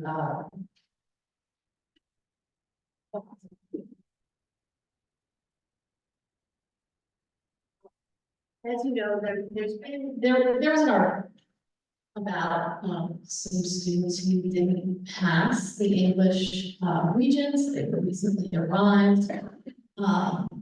And the allegation is that they were not permitted to complete year. And I just wanted to give you an opportunity to respond to that because it is a very upsetting article and we don't, want our migrant students who are struggling with so much as it is language to develop a community within a school only to be told, oh, you didn't pass the Regents in English, and so now you have to go to a different school. I know, I want you to respond to that and just, Shed light. Sure, thank you for, acknowledging bringing that up. So, we take all allegations very seriously, specifically that, and so, investigation and we investigate them. Unfortunately, there was some inaccuracies in that, and so to not really get into the article, many of the things that were in the article weren't true, specifically around some of the students that took the Regents, what they got out of the Regents, but I do want to talk about, how the school works very closely with their, population. They have recently went from, I think, and the principal's here with us today, they're at 44% right now of the L population, which is almost 50%, which was a huge difference from 2 years ago. And so they have put in so many programs to support their L population. And we are really proud to say that in Brooklyn North High Schools, we do our best to ensure that students are graduating within 4 years, college and career ready, based on the standards by the state. But we recognize that students have many different, need many different supports and resources. And so we created systems, we created a graduation plan for every student. And so what happens is, each student with their parent meets with the guidance team and goes over each year what they need for graduation. And that's in collaboration with parents and students. And so there is opportunities for Regents prep, there's opportunities for Saturday school. And if you go back to the slide, you'll see the L population in CASA specifically, because that was the school that they were referencing, had 100% graduation, or 100% of those students went from former to L's that were graduating. Yeah, so let's look at their data, right? So specifically here, there are passing the Regents, 15K 463. All of their students was 84%, and L's was at the same 84%. So the work that's happening in the school really speaks to the work that they're doing to support their L's. In math, can you go to the math?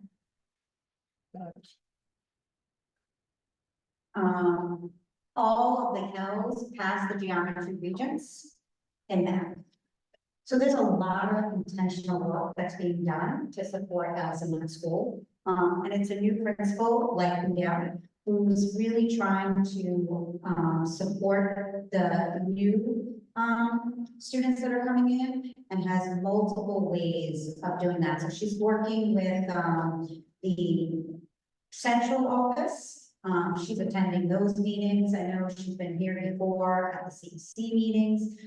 She's working with the Community Family Leadership Institute, which is that Consuelo Kickbush, which you are all even working with, who supports immigrant families. And so her parent coordinator, PTA president, some of her staff will be trained on FLI. My entire team was also trained in FLI a few years ago.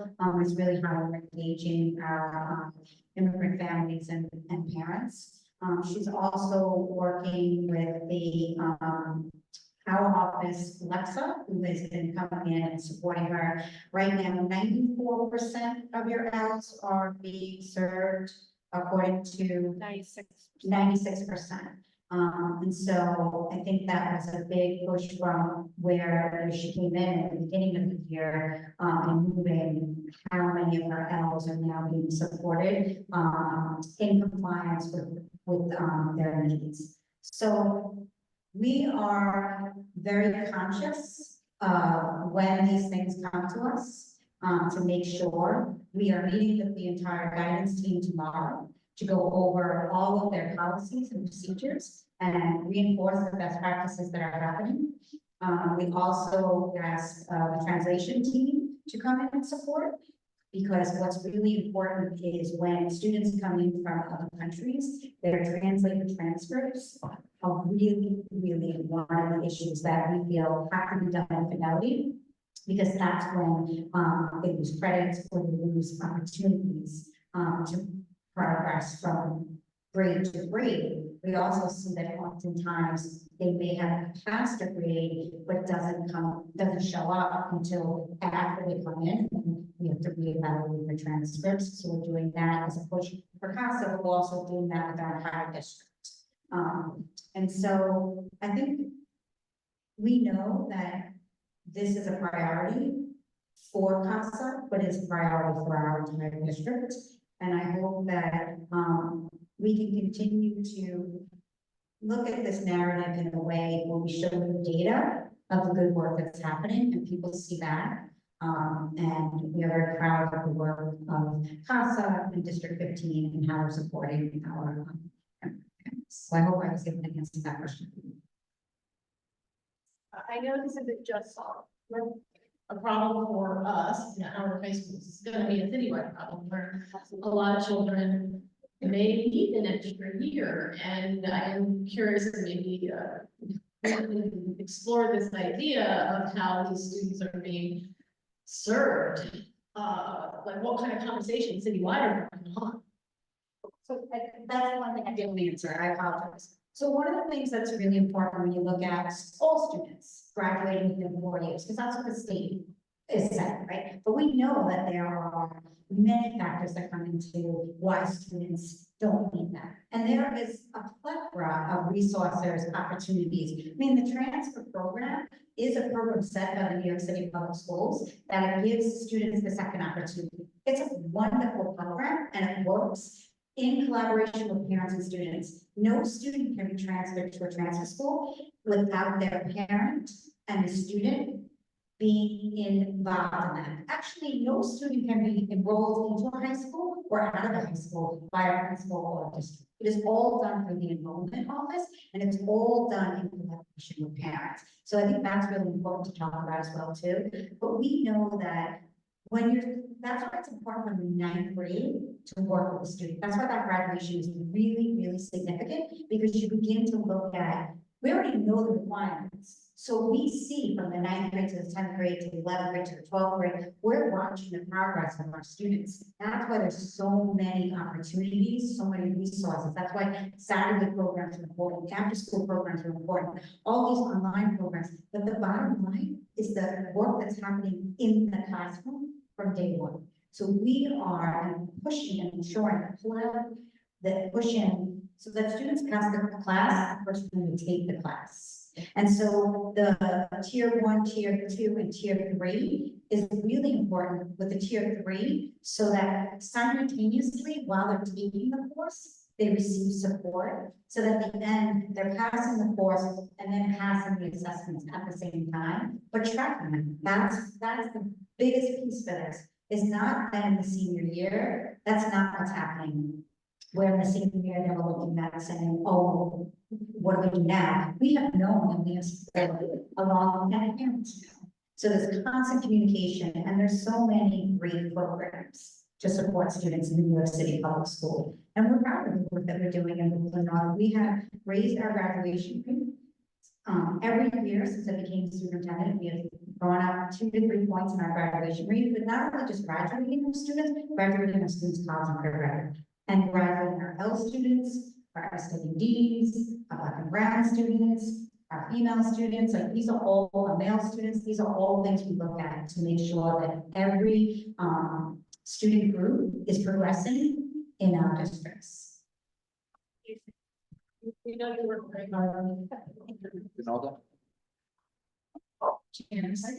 I was thinking, oh, it's such a pleasure. Hardest working woman in show business. And my comments were for the principal. You know, I read the article and I found it harmful to my soul, not because of any action that occurred, but more just knowing that I think there's a really intense and earnest collaboration on part of school leaders to really meet kids where they are and to cooperate and collaborate and facilitate collaboration with their parents to create a plan for those kids to be in the place that's most supportive for them at their next step of their journey. And that's really what came through the article for me, as someone who, you know, has done this work for a little while. And I just really want to say, being first year parents was really hard, and keep the faith, you know, like I see in the data and all the transformation that that you're doing really good work. So just be, you know, be encouraged. Honestly, I mean, meeting families person to person and working out something for their child, it doesn't always translate widely, you know, but I think the people who know your work and know the work of the school and know Superintendent Ross and know belief in you are really 90,000%. So stay strong. Thank you. We truly appreciate that. That really means a lot to us. And all these comments about the wonderful work that our principals are doing, because really they are working hard. You know, as a superintendent, you're only as good as your principals are and the work that they do. So I'm grateful to the 47 principals who serve in Plymouth High School. So thank you.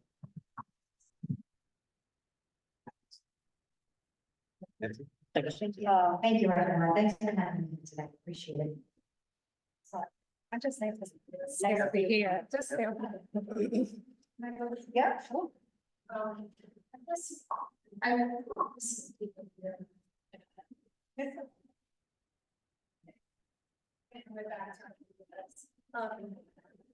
just wanted to, did you know that the, I think it's seen slides, not living into the fact I'm losing my vision. Did you say the graduation rate for Al's was 80%? So the graduation, when we go to the graduation rate for Alex, there's a slide for that. So we had a graduation for Alex, former Alex, 100%, and then the current graduation rate from last year is 67%. So that is where we're really concentrating and showing that the pushing on, like, that's what I'm saying about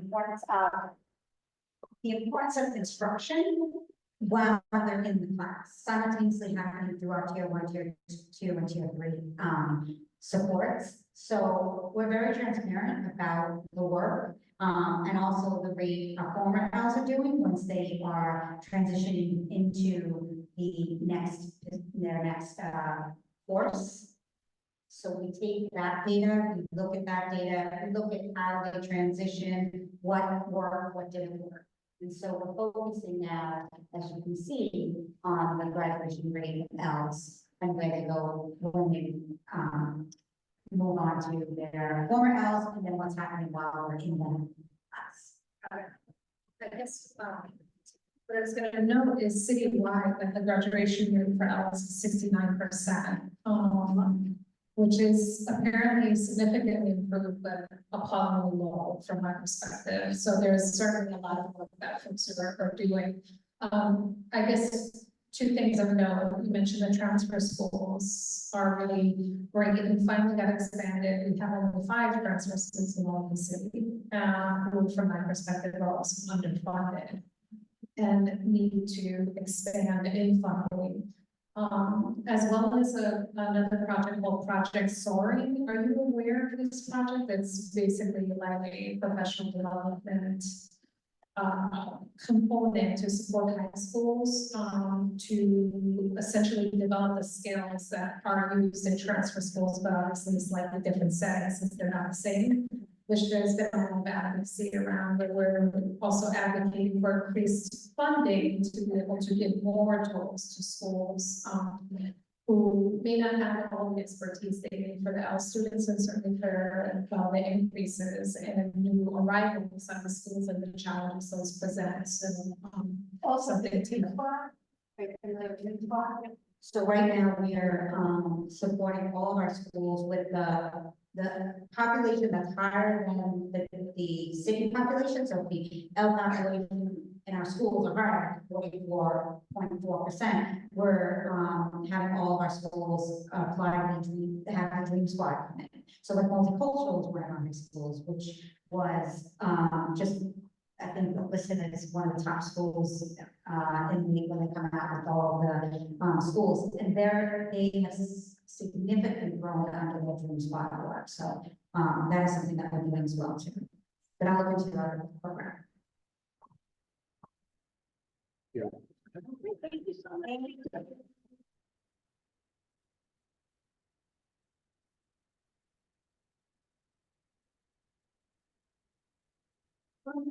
My pleasure. Appreciate it. You're welcome. Okay. Okay.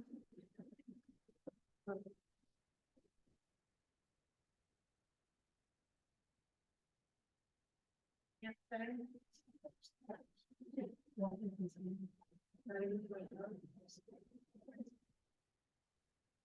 Which is next month.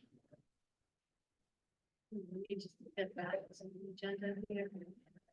Do we have quorum now?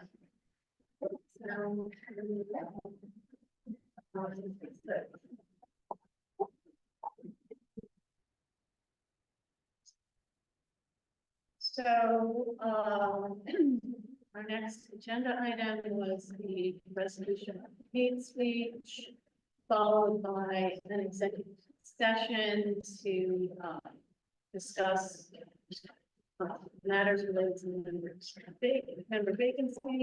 Oh, sorry. So our next agenda items included votes on a resolution to prevent and respond to hate speech, votes to go into an executive session to talk about member vacancy. We don't have one, so we cannot proceed with the involved items, which is very frustrating. We can have our treasurer report, but we can vote to do what we need to do there either. Why don't we just go to the treasurer's report if we don't really.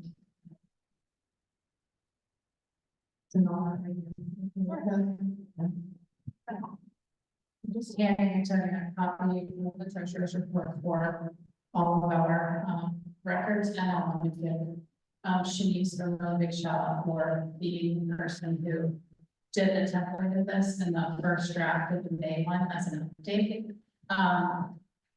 We have a total budget of $25,000, and we had $99.50 of expenses for May. I won't go through each line item, but I will say that we have $19,000 and $19,098 totally available. We have a parent workshop, an activity opportunity to fund, as well as a student presentation and activity to fund, each in the amount of $2,500 that are allocated, so $5,000 total. In addition, there is a significant amount of money, almost $9,000 set aside for council members' reimbursements. This includes travel, Wi-Fi. So that's my knowledge of babysitting, childcare, and emergency needs, and an array of other expenses. And I realize that our council is reticent to submit any reimbursements, but at minimum, we can aim to, reimburse everyone for something, so that even if you weren't going to pick it yourself, you can donate it to one of our schools, because this money will be sucked back up into the massive system that is the New York State Department of Education, which is lovely and important, does important work, but there's nowhere that can make a concerted effort with a child like the one that you designate to your local school. So if you will tolerate some templates, maybe we can, all be reimbursed for Wi-Fi, if you want to sign for something like that. I don't know, just see, John, this figure comes up.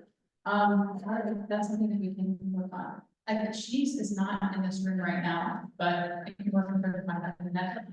And that is my treasurer support for me to meet this time. Thank you very much. I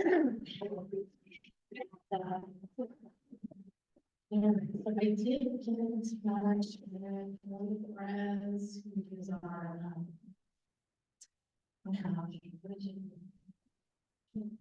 he's the person who the senior grants. That's what she. And I had, so members should try to submit their reimbursements no later than June 5th for processing prior to the end of the school year. Unfortunately, unfortunately, the last day that our system accepts any reimbursement request would be June 30th. Anything submitted after this date will hit the new 2024-25 budget and it's approved by the CEC at that time. So we would have to, like, if you submitted a reimbursement after June 30th, we would have to vote as a council to reimburse you, and it would come out of the new budget. So please try and get those reimbursements in. Something I wanted to raise with the council, I'm not even sure I need to get a vote on this. As you know, we're having this District 15 diversity plan event on June 18th. And I would like for the CEC to provide food and balloons for this event. But because of the way our line items are, it can't come out of the P card because I believe we've spent too much. We need some, maybe some of the P card from just the last couple of meetings. We have $867 left on P card. Jesus. 800 and, yeah, okay. Would that count as a parent workshop or activity? For the fill it out the $2,500 budget line to set aside as a parent workshop? It's a question, yeah, it's a good question. I mean, there's somebody here, I probably will have to ask. If they're aligned the same way that our budgets are, I would believe so, because anything that's related to a parent workshop can be used out of parent workshop money. It is parent workshop that's happening at that. Yeah. Because we're bringing parents in to give us also recommendations on some of the things going forward as a result of them reading the report. So that's gonna be parent workshop, like, Right. yeah. I think that I would have to pay for it out of my own pocket, in a reimbursement for it, because I can't come out of it. Yeah, I would use a P card for it. Could you use a? If we had to work with someone who had a purchase order, like purchase the time. Yeah, there's a few companies that we can probably get Shanice some of the things that our schools use when we do events. You could do it through Purchase orders. There are some that do purchase orders. Okay. Maybe the balloon people do that. So there's a balloon expert at PS32. And she's going to appropriate, I just have to provide. I was saying, we never asked, so, yeah. We have $3,600 left in office supplies. Right. But I think, okay. So I don't think I need a vote necessarily to do this, but do you want to suggest like an amount that we? How big are you all anticipating the District 15? I mean, right now, we just put it out this past week and we already have about 50 participants. I'm sure it's going to get to about 150 or so. We're hoping to have that large of a crowd. We want the students to be involved as well in the process because their voices need to be heard. So we're working on getting at least some middle school and high school students that have been impacted by it, but also maybe impacted by it. So we're still in the process of that. We'll know the numbers better next week. I can send an email I can have our team send an email to CEC where our numbers are. That you're looking for something? I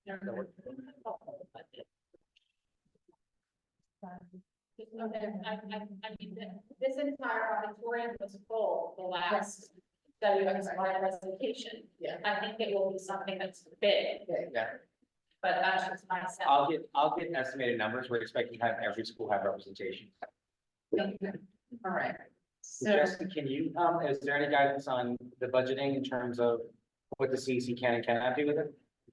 I think what I would recommend is that every money you have for the lines, going back to the first question, would qualify for those shops. And it would be a matter of connecting with Linda. And there might be some specific information that she may need to be able to ensure, but it's not the opposite, just listening to it, she'll follow. and do we need to go to the council to say, yes, we're in fact, like, gonna spend this money, because of the line there? Because the line is there, you don't need to vote if you're removing money from line. Okay. Because the money is already there, and we've already agreed to spend X amount of money on workshops, did it qualify as one? Would it be Oh, right. So we don't have more, so, all right, so we're going to spend some money on the 15. Versus. And let's see, can we talk about, okay, you did, yeah, I don't want. Oh, no, I- So, this is. You know, I always make that. I don't want to hold you here for this. So let's move on to our summer schedule, and Josie, thank you for being here. We didn't get to finish what we wanted to accomplish, but we wanted to invite ourselves on. So I apologize. And you have a conversation, we have it next meeting, happy. Okay, thank you so much. Anyway, Thank you. have a good evening. All right.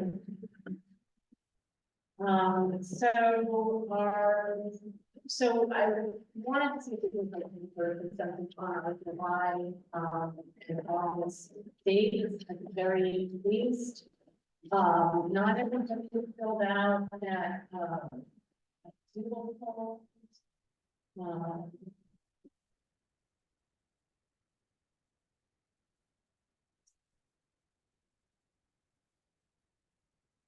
We haven't voted on that, I think we just got on the votes.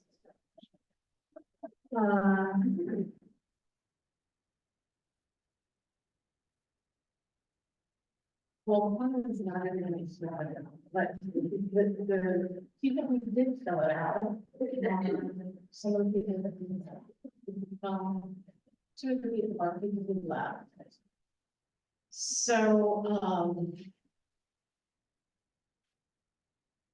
we sort of have an even number of people for all of the July meetings except the last week in July.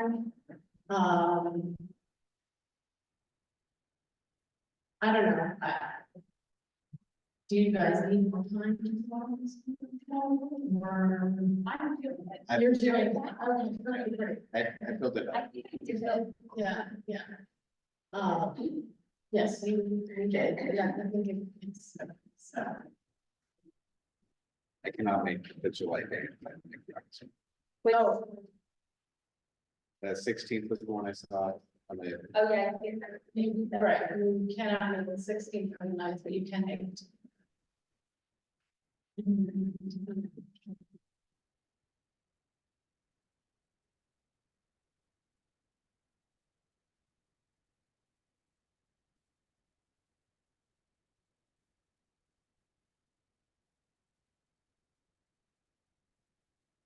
Just let me know.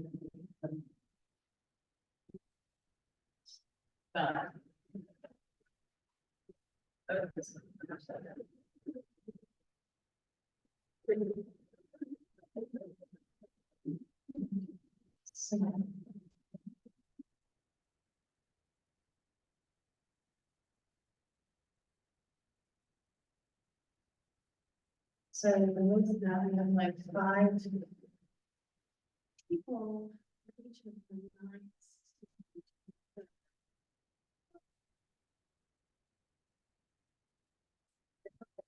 Forum, we got like 17% confirmed, we need that.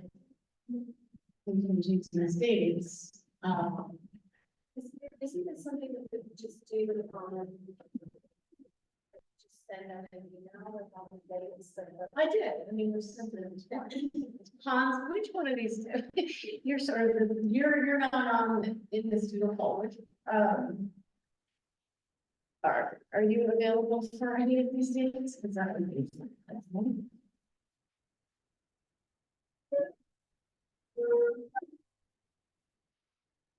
Yeah, I mean. And you're sort of open, you're the one. You're the one. All right, I guess I'm just.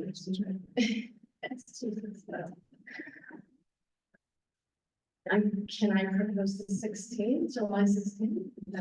Okay. July 16th, and then, and that'll be our annual calendar and business, and then, Columbus. Nobody seems to be available on the sixth. There are 3 people August 13th. There are 5 people August 20th. 4 people August 27th. Okay, so can we go with August 20th? I think that sounds really wise. Okay. That's the most to keep that. All right, so we're going to, gonna put those 2 dates, July 16th and August 20th on the calendar and get the permits. Then for September, we're gonna revert back to the bylaws and just do the second Tuesday and the last Tuesday of the month. We will have a conversation at our July meeting about the rest of the year, because, you know, there's holidays and all of these months and stuff, but September is in the clear for now. Do we do officers in July? We do officers that July 16th meeting, that's called the annual meeting. Right, so if we can't make that meeting. You can always run for an office by submitting, you know, just saying you intend to run, and you can still run for office. All right, so I am really disappointed that, that we cannot move a lot of this business. I'm very, very frustrated about that, and want to apologize to people on the call. Because I know a lot of people were invested in a lot of that business. So, thank you, and that's the end of the business that we can carry on right now. It's 8:31. And I will just ask the council to make a motion to adjourn at 8:39. Second. Second. All right, guys, thank you so much.